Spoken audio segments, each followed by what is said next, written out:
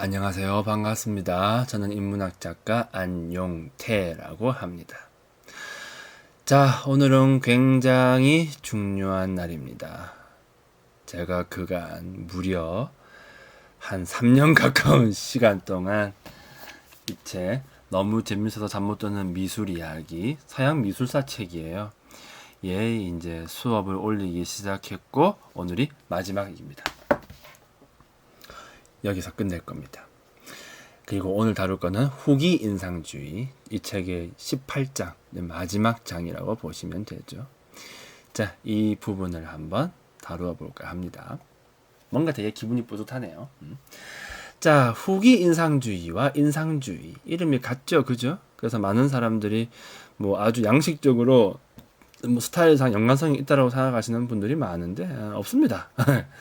왜 후기란 이름이 붙으냐면 그냥 다음이라는 뜻이에요. 이 후기 인상주의라는 말 자체가 이름 까먹었는데 아무튼 어떤 평론가가 그 전시회를 한번 열었는데 그때 후기 인상주의라고 하는 제목을 붙여서 그런 거예요. 특별한 의미는 없고 인상주의 그 다음이라는 뜻이에요. 물론 이 후기 인상주의를 대표하는 세 명의 화가 고우, 고갱, 세잔도 인상주의자들하고 친했죠.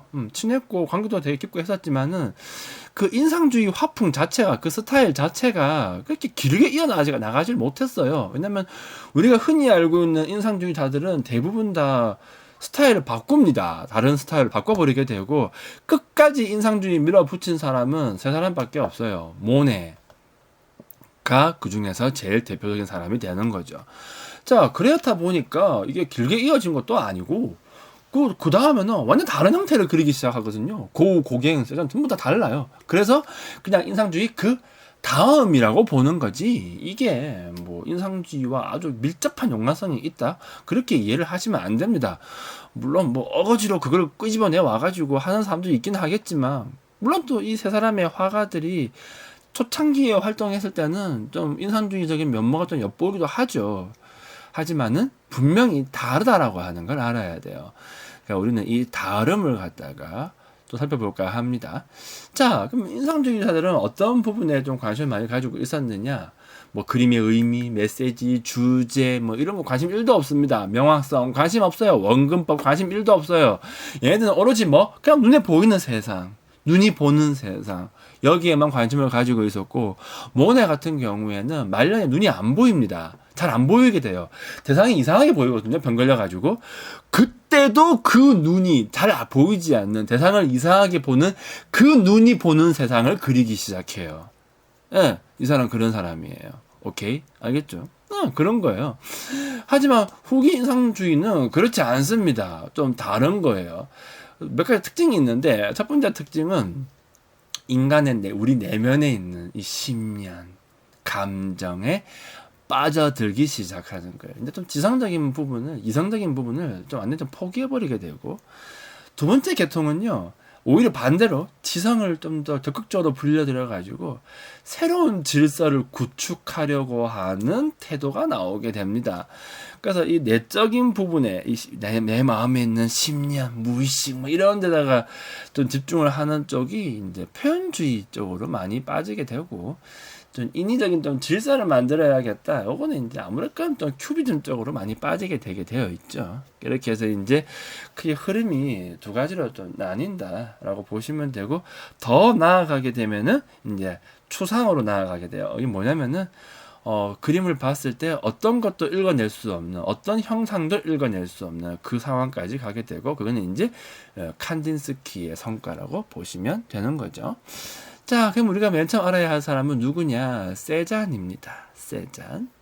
자, 이 세잔 같은 경우에도 다음에 이제 곧 나올 새 책에 좀 자세하게 다루고 있는데, 오늘은 후기 인상주의라고 하는 측면에서 좀 크게만 보도록 할 겁니다.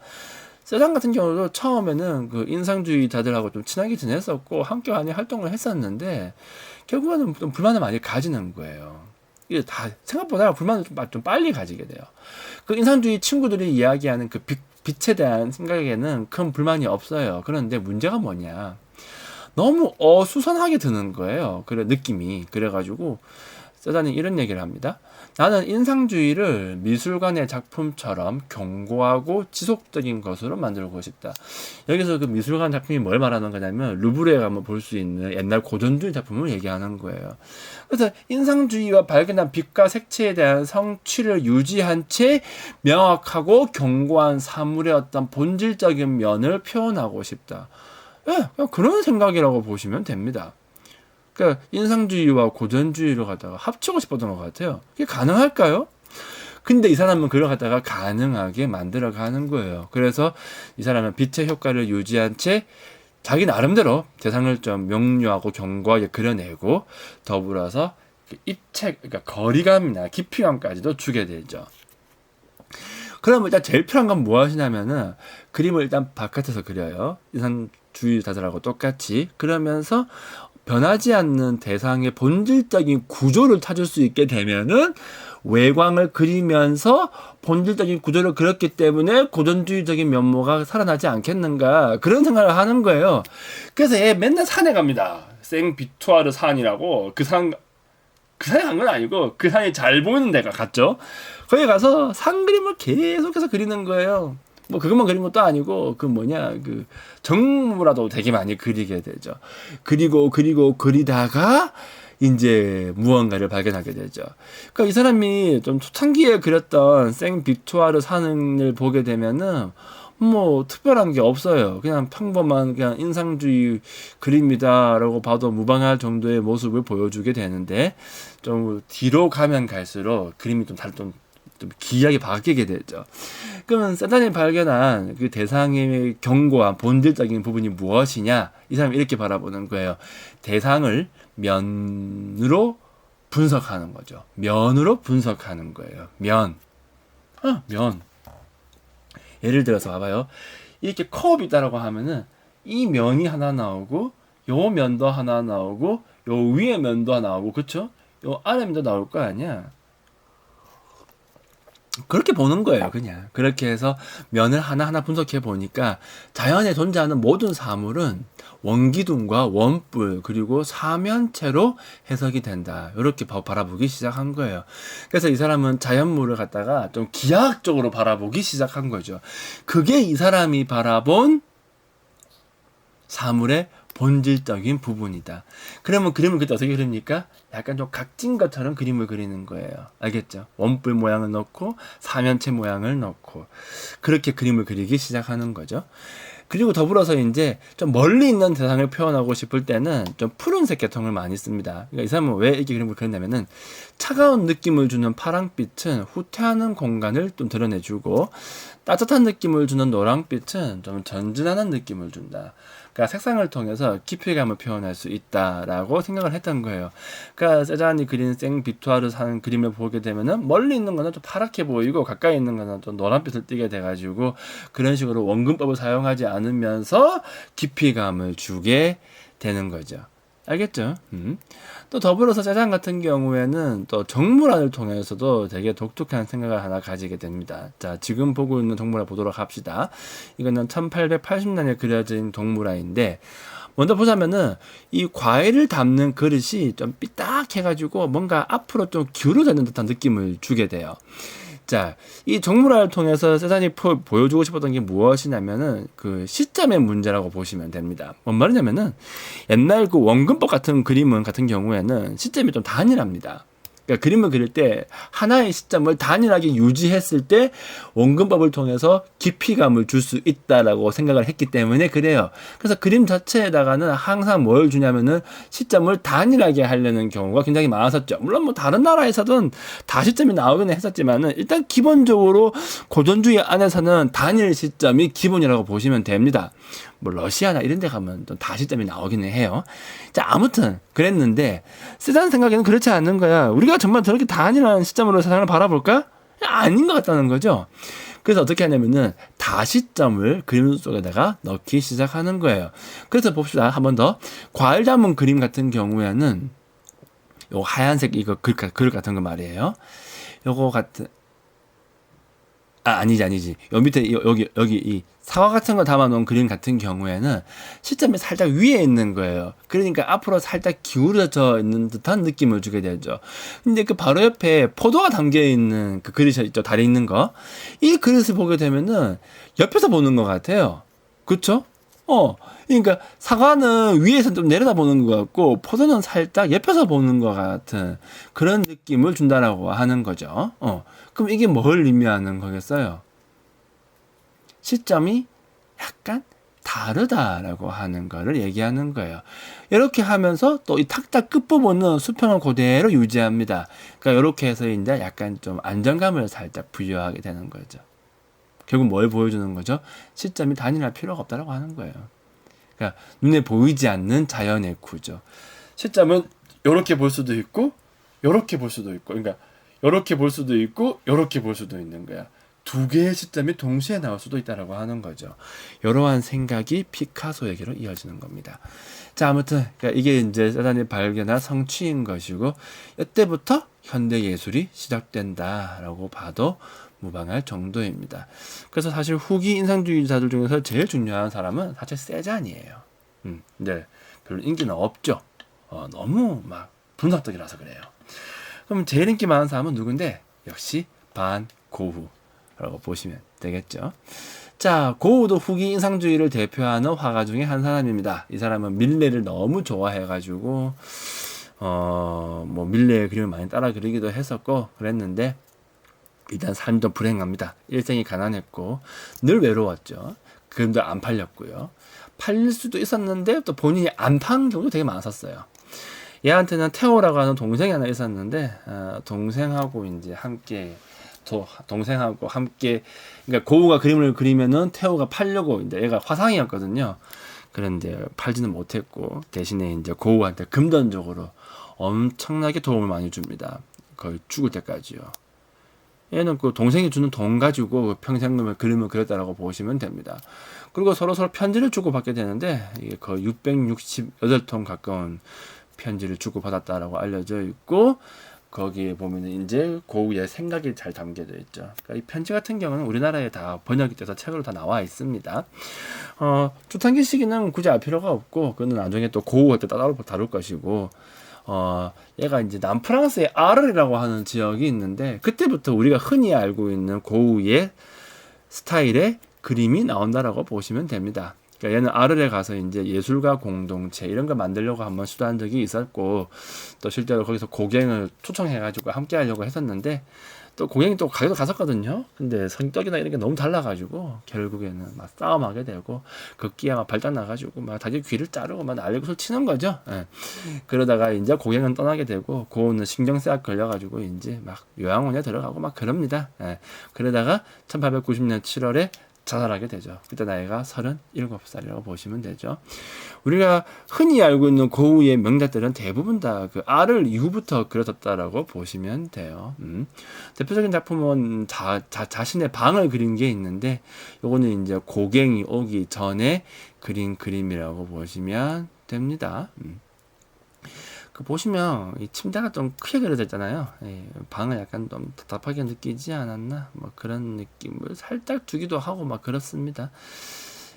자, 실제로 당시에 또 이거 그리고 나서 테오한테 보낸 편지를 보게 되면은 내가 강제로 휴식을 취할 수밖에 없었던 데 대한 복수로 그렸다라는 말이 나오게 되는데 이 사람은 약간 좀 일 중독자거든요. 그래서 휴식을 취해야만 하는 그 방안을 갖다가 좀 그런 식으로 바라봤다라고 보시면 되는 거죠. 그러니까 이게 뭐 편지 내용을 봐도 그렇고 뭐 그림을 봐도 그렇고 사물을 정확하게 묘사하는 데는 별 관심이 없고 그 사물을 봤을 때 자신이 느낀 감정을 다른 사람도 느낄 수 있게끔 묘사하는데 더 큰 관심이 있는 거예요. 그렇게 하면 그러니까 그 감정을 전달할 수 있다라고 한다면은 그 대상이 좀 왜곡되는 것도 큰 문제가 없는 거죠. 그러니까 침대는 크고 의자는 작은 거예요.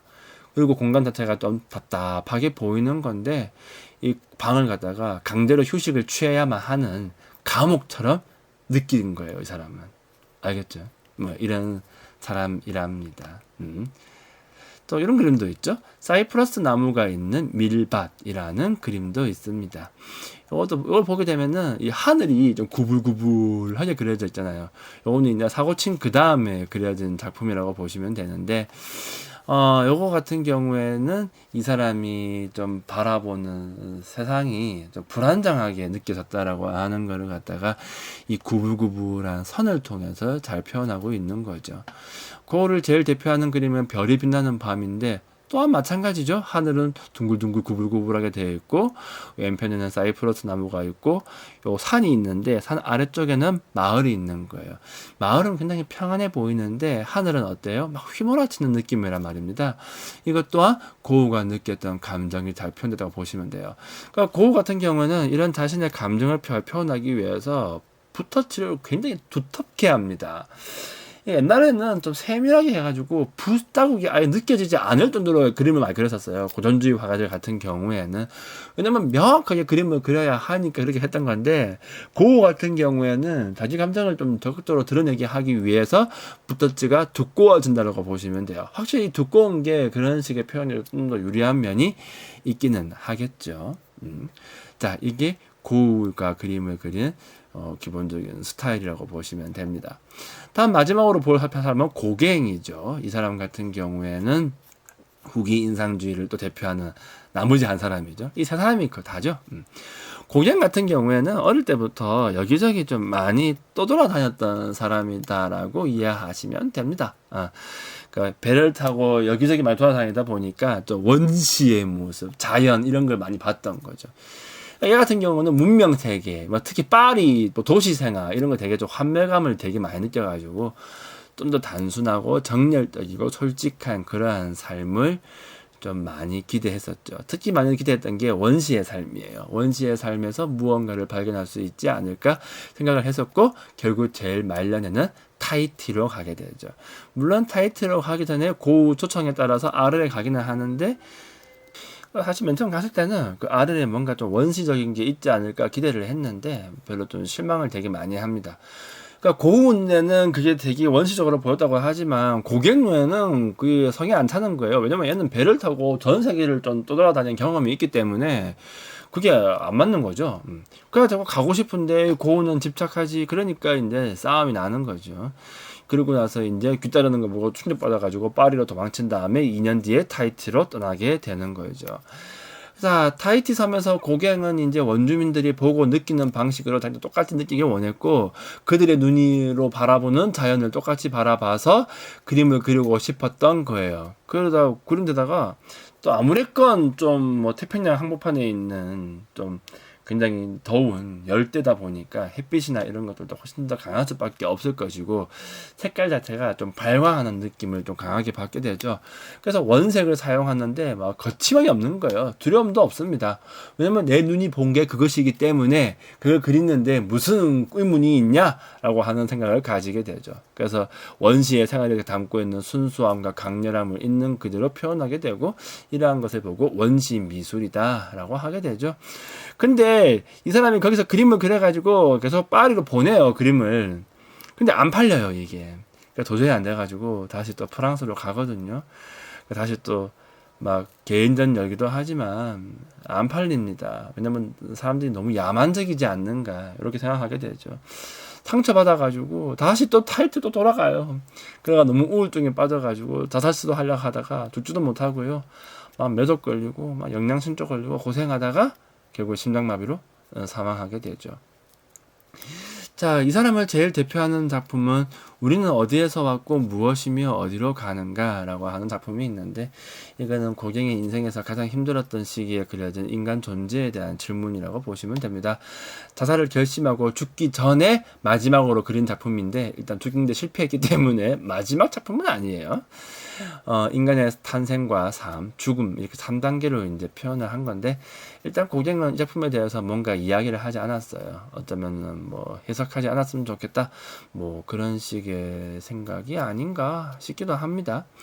자, 아무튼 그래서 고갱은 이렇게 뭐 원시라고 하는 부분을 가지고 자신이 보아온 것들을 갖다가 적극적으로 표현하는 이러한 형태로 작품 활동을 하게 됩니다.